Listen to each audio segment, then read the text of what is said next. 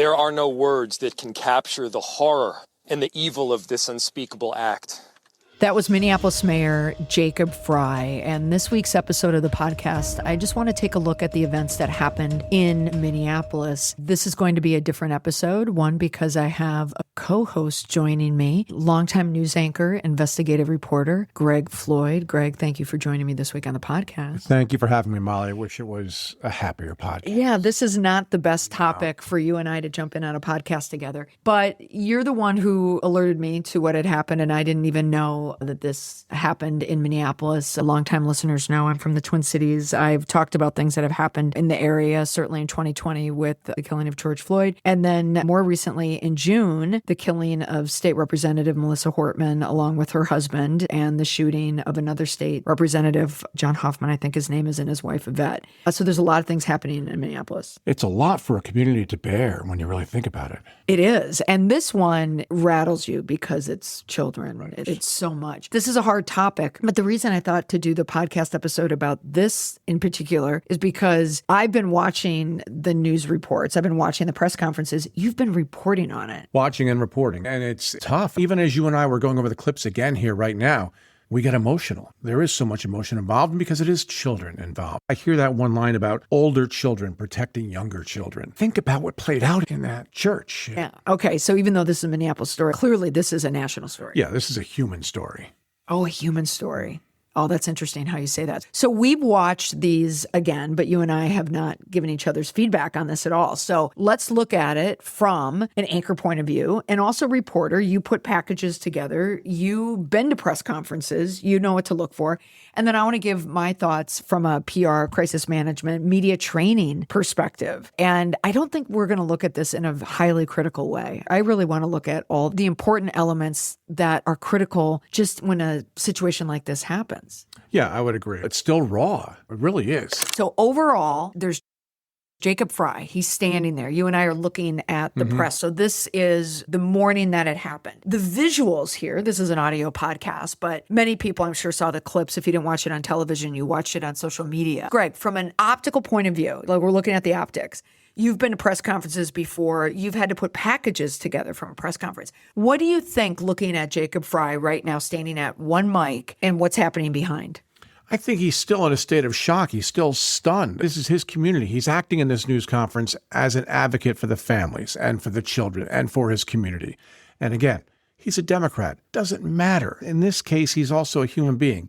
A couple of times he goes toward what could be the cause of this, but he quickly gets away from that, I notice, and just keeps going back to the children and the families in the community. What was the line? What was really like the best soundbite, if you will, that got grabbed? Did you notice it when you were reporting on it? I assume you're talking about thoughts and prayers, and these children were praying. And obviously, that is a standard. That's the politics of it. Some people offer thoughts and prayers, and other people say, well, that's not enough. I think that's what he's trying to say there without getting too deep into the politics of it. Don't just say this is about thoughts and prayers right now. These kids were literally praying.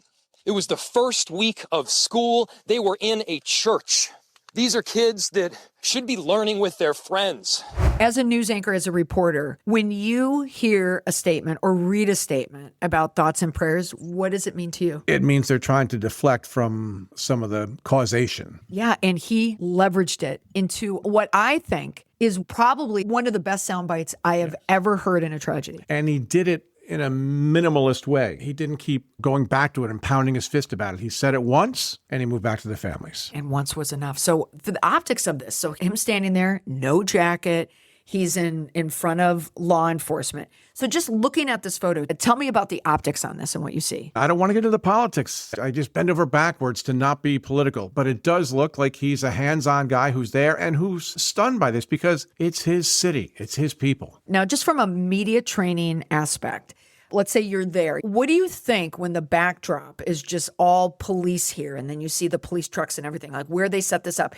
And also one mic, there's no lectern. What happened to the days of all the mics here? Is this just one pool mic? Yeah, there's a moat box down there that all the mics are being plugged into. This shows the enormity of it, all those police vehicles and all these people who are there. You've got senators and the governor and Actually, he was at a different one. I think it just shows the enormity of it and the fact that they want to try to give the community some answers and some reassurances as quickly as they can. Also, just from an optics point of view, he's not wearing a jacket. He's not wearing a tie. Yeah. Just recently. He's on the job. Exactly. And I recently gave that advice to a client who was speaking. And that's exactly what we wanted to show. I said, roll up the sleeves and take the jacket off, because now you're getting down to business, which really, I think that's what he's doing. He's doing the job as a mayor. And that's what mayors are there to do. They're there to respond, and they're there to also offer information, but really is to take control. Yes, and he's trying to show that. And again, he's trying to show he's the advocate for his city, for his families, and he wants to make sure the right messages get out about the families. And would you say you were watching this from a journalist point of view? How do you think he did?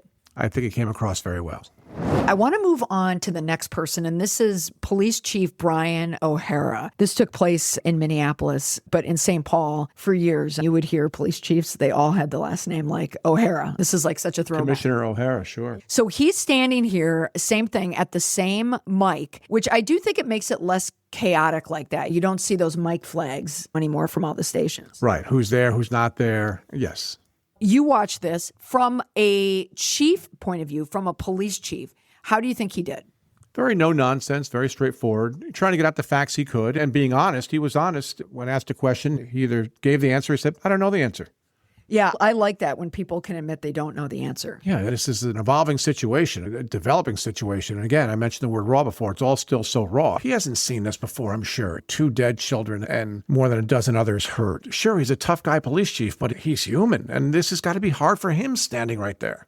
Now, here's a question I have that took place here. This is when he repeats the question a lot. How many kids at the school? How many children? I don't have an exact, the question was how many children at the school? Okay. So do you hear how he repeated the question? The first time that I listened to it, we could hear it because the question from the press, from the reporters, are picked up on the mic. So everyone can hear the question. Then he repeated the question. I know he wants to make sure that everyone hears, but is that necessary?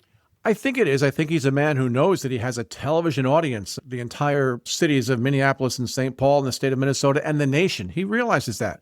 Repeating the question can also give you a chance to regather your thoughts. Gives you a chance to repeat it. Now it's in your head again, and now you can give a good, coherent answer. Yeah. So I'm mixed on it because on the one hand, because he had to repeat the question every time, I think it made it difficult from an editing point of view. They always had to edit that piece out. But you're absolutely right. It does allow you time to gather your thoughts, but saying it over again actually helps you come up with a good answer because you're already saying the first answer. I think he's consciously trying to help the television audience, not knowing, are they hearing the question? Well, his answer makes sense if you don't hear the question. So he's taking care of that too. So he's accomplishing a couple of things with that, I think. So 100% he was media trained. Absolutely. Yep. And he did a great job. Now, the next one was the principal. Now, on your newscast, did you ever watch the principal at all? Did you ever talk about the principal or use any of his quotes? I was watching it live. And yes, we did. Because again, I mentioned it before, when he said it was older children protecting younger children, that gives you such a visual in your head. There was a little boy, not obviously in the news conference, but who was a soundbite of him was used over and over, who talked about how he dropped to the ground and then his friend Victor covered him up. I just ran under the pew and then I covered my head. My friend Victor saved me though, because he laid on top of me, but he got hit. He's really brave and I hope he's good in the hospital. And again, that puts such a visual in your head. And I mentioned you before, and I haven't done it yet. I want to find out who Victor was and what became of Victor. We know that all the other children survived, but who is Victor? I haven't seen a story about him yet, and I want to. Yeah, that is an incredibly touching story. Now, speaking about the students and the kids, one other spokesperson who we've seen a lot in the press, Matt DeBoer, he's a principal in Annunciation Catholic School. He went up again to the mic. We lost 2 angels today. And please continue to pray for those still receiving care. We can't change the past, but we can do something about the future. There's an African proverb that says, when you pray, move your feet. So I beg you, I ask you to please pray, but don't stop with your words. Let's make a difference and support this community, these children, these families, these teachers. Never again can we let this happen. Also noticing so far, all the videos that we watched, no one had notes or note cards. Yeah, you're right. Again, it just happened, and they're reacting in real time to a real tragedy. And different from a lot of press conferences we see where there's a lectern, where people will have notes, or in some cases, they might even bring out a teleprompter. Every person coming up was standing at one mic, looking out at a sea of reporters and just chaos behind. And they're speaking so clearly and coherently and with just such compassion. Yeah, you're right. I think many of them knew that they were going to be a voice for the families and for the students, and the calm and the way they were all so gathered. And there may have been a briefing right before, too. The facts, as they had them, were probably fresh on their minds. But again, some people, like the Principal DeBoer, were not just talking facts, they were talking feelings and emotion. And you don't need a note card for that. Ooh, that's good. You don't. You're absolutely right. You just mentioned, though, that they had a briefing beforehand. What do you think, what happened before this press conference? First, from just the news point of view, the reporter point of view, how do people know to go to the press conference? How do they know to show up? And which type of reporter are you sending to cover something like this? You're acting quickly. You're sending your best reporter, and I bet each TV station who's there has several reporters there, and they're all covering different angles. Some may only focus on the principal. Some may only focus on the politics of it. Some are also going to just want to focus on the nuts and bolts. How many are deceased? How many are injured? What do we know about the shooter? There's one reporter who's just doing a nuts and bolts story. There's a reporter who's doing reaction story. Minnesota, they were on wall to wall for hours. They're doing a number of different angles to this story, so you need a number of reporters. You just mentioned wall to wall. So I was watching some of the live coverage back east, and you're watching in New York. I happen to be watching the feed from the station where I used to work, the CBS affiliate WCCO in Minneapolis. So this wall to wall, talk about being a news anchor, because you've had to anchor wall to wall. I assume 9/11, election night. What is it like to be an anchor having to cover a story like this from the studio? There's lots of difficulties to it. You don't want to say anything wrong. I was watching WCCO also, and I did hear them say a number of times, they made a real point of it, saying we're not going to put stuff on television that we see on the internet. We're going to put stuff on television that we know to be true. We are not in a race to be first. We're in a race to be right. Those are the exact words I heard their anchors say a number of times, and I admire that. But they also changed anchors a number of times. I had it on my desk all day long. So they had anchors coming in probably on different shifts, but that was a common theme I heard throughout the day. We are going to really try to give you the correct information, not what we just hear willy-nilly that could send you in the wrong direction and could end up being misinformation. And that is so important nowadays because so much information comes from online. But also when it's a tragedy like this, it's in the community, it's families. It's even more heightened what's happening because you have kids, and that misinformation and rumor control is so important. Absolutely. We knew fairly quickly that it was two young children, the 8 and the 10-year-old, who were killed. And we had good numbers on the number of injured children and adults. And I think that was important. We also knew right away that the shooter had died. That at least people then knew that there wasn't a threat to their community, an immediate threat. There was no gunman out there. This was all important information to let the community know where things stood. Now let's move back to the press conference. Let's talk about the principal. So the first time he came out, and you could see his back to school uniform. He's wearing khakis. He had a pink shirt. He was wearing like a light green tie. He looked like a great Catholic school principal. He even has the cross around his neck. To any of our students and families and staff watching right now, I love you. You're so brave. And I'm so sorry this happened to us today. How do you think he did when he came up to the mic? I thought he did pretty well. He gave you a really good picture of what the church and the school is like. As I watched this, I kept getting pictures painted in my head because I thought that the speakers, he and the mayor, did a good job of painting that picture. And you could just tell that this was a man who was heartbroken for his children. And he kept talking about his children. I thought he was exceptional. Now, all the people that we've mentioned so far typically are in front of a microphone. A mayor is going to be in front of a microphone, a police chief. They're going to be trained. They're all going to be trained. But a principal is not typically media trained. I've actually trained a principal in the Twin Cities area, but it was for a different topic. But they're used to standing in front of a room and capturing people. Right. They may not be media trained necessarily, but they're public speaking trained. They know how to get their message across to parents and students. And in essence, that is who they were talking to. They were talking to a nation full of parents and students who were watching this. Oh, well said. I like that, how you said a nation of parents. Yeah, because he put it down to his audience. He was like speaking to the audience he's typically speaking to. You and I both mentioned that we watched the Archbishop Bernard Hebda press conference, him speak here. He's also done a lot of media interviews. Again, someone else who's most likely been media trained. And priests, again, are used to speaking in front of congregations, and they're used to being public speakers. But he did something at his turn at the mic that you and I both noted. I would never want to correct a principal, but Principal DeBoer said it wasn't so clear where would be the source of hope. And brothers and sisters, we have to be men and women of hope. He corrected the principal, which, I don't know, was a little bit of a nails on the blackboard moment for me. Whether he agrees with what the principal said or not about hope, that's what he was correcting. He says, I hate to correct a principal. And then he talked about his version of hope. And everybody's flying by the seat of their pants here, obviously. So I can't fault him too much, but I wish he hadn't used that terminology. Here's this principal who, it's amazing he's not in tears and capable of even speaking. And he's so eloquent. And then to say, I got to correct the principal on a matter of opinion, not fact. Again, everyone there is doing their best in an untenable situation. I think what happened is, I think the principal, he was memorizing a lot of things. He was quoting scripture and a proverb, an African proverb. I think he had so many things in his head. I think he misspoke. I think when he said there isn't hope, I think he wanted to say there's always hope, but he just misspoke and he just kept going. Do you think he misspoke? It could be. He said it was just so brief, too, what he said. I think he said something about there's no hope in what happened today. And maybe he just meant in the moment of when it happened, there wasn't hope. But now there's obviously hope coming out of it because the community is coming together. So yes and no. I'm not sure he misspoke. He may not have used the very best words to get across what he was thinking in his. I think he was trying to tie it together. And you could see how he plotted out what he was going to say and how he was going to do it. And I thought it was great. And like you, for Hebda to come up and correct him was such bad form. The Archbishop could have said it in a such different way. He could have said, the principal mentioned hope. I want to make sure people know that we do have hope going forward. And then not saying the words, I am correcting the principal. Exactly. To go out of his way during a live feed to correct it. Yeah, I thought that was incredibly bad form.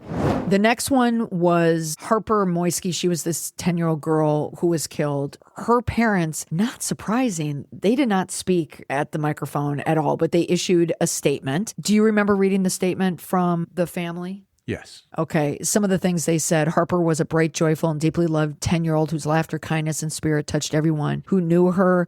And this line, as a family, we are shattered and words cannot capture the depth of our pain. That writing is so true, isn't it? And Harper's light will always shine on. Yes. Again, it's nice to learn a little bit more about the young person and about her family.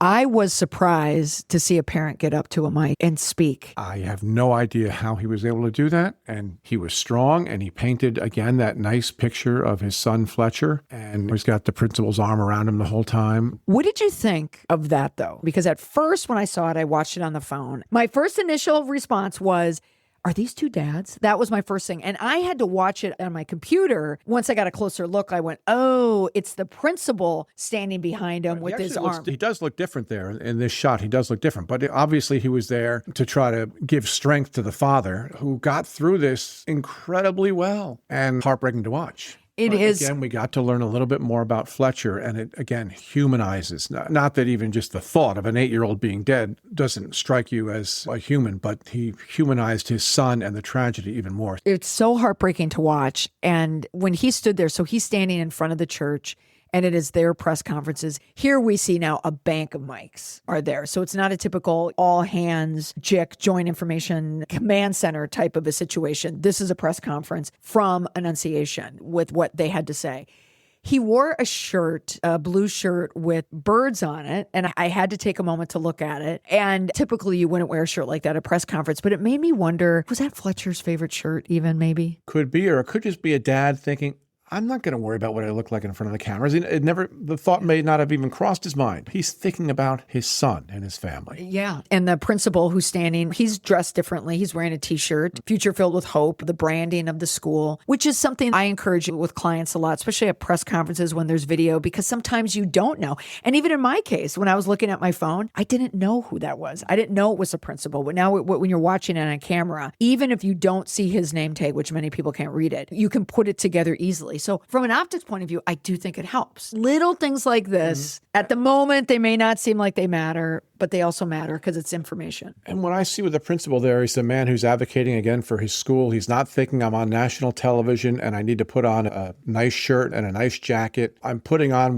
the name of my school. I'm working to help families and help students. There's so much to be done at that school to help the survivors, not even the other students who were injured, but all the other students who weren't injured and the trauma that they're going to face for a long time. That's your point man right there, who's going to be the man on the front lines helping all those other students cope with this, what they saw and what they experienced. It's like wearing the t-shirt is just like what we talked about with the mayor. He's just a guy who's rolling up his sleeves and wanting to get to work and helping. Absolutely. Absolutely. So overall, watching this coverage, and you watched far more than I did, as you said, it was on all day. I think our country is so accustomed to disasters and tragedy. It's almost expected. People will turn on the television anytime and think, okay, what's happened today? There was something about this press conference or all the press conferences that I was watching. Maybe it's just because it's my hometown, but I thought it was incredible. It was. Let's not forget that Minneapolis is one of the best media markets in the country. And that may have helped get the message out more. Not that any city wouldn't have done that, but Minneapolis is well known for its news coverage. And I don't want to make this about the news people in any way, shape, or form. But I'm still looking at this picture of the father and the principal. It's hard to look at and talk at the same time. Yeah, it is. But overall, I thought it was incredible. All right, everyone.